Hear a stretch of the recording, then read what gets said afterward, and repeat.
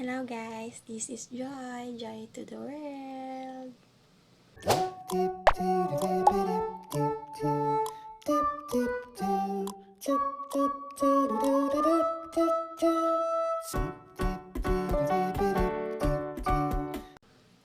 Back with another vlog. So for today's video, ang ating topic ngayong araw ay tungkol sa bakit sila pa? Bakit sila pa? Lord, bakit ganun? Kung sino pa yung walang pakialam sa'yo, sila pa yung umaasenso. Kung sino pa yung hindi deserve na masenso, sila pa yung umaasenso. Minsan, hindi mo maiwasan o hindi natin maiwasan magtanong. Napaka-faithful mo, nagpipray ka, nagbabasa ka ng Bible, tumutulong ka sa kapwa.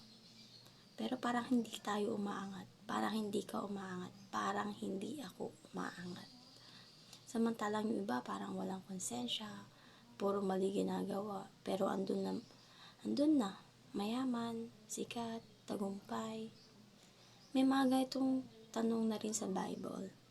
Basahin natin ang salita ng Diyos sa Psalm 73, verse 2 to 3.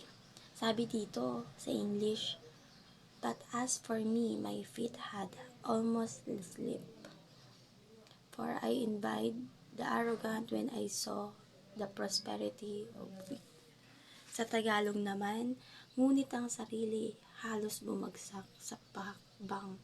Ako'y muntik ng madulas sa taong mayabang. Ako'y naiinggit nga at sa biglang yaman ng mga masama. Naiinggit siya, nalilito siya, pero habang iniisip niya, nagbago ang perspective niya. Nung pumasok siya sa sanctuary of God, ibig sabihin nung bumalik siya sa presence ni Lord, doon niya naintindihan. Doon natin naintindihan. Hindi porket umasenso ang masama, ibig sabihin tama sila. Hindi rin ibig sabihin iniwan ka ni Lord. Amen. Minsan, yung success nila, panandalian lang. May kapalit. Pwedeng success sa labas, pero sira sa loob. Pwedeng may pera sila, pero walang peace. Ikaw, maybe you're still waiting, pero may joy ka. Amen.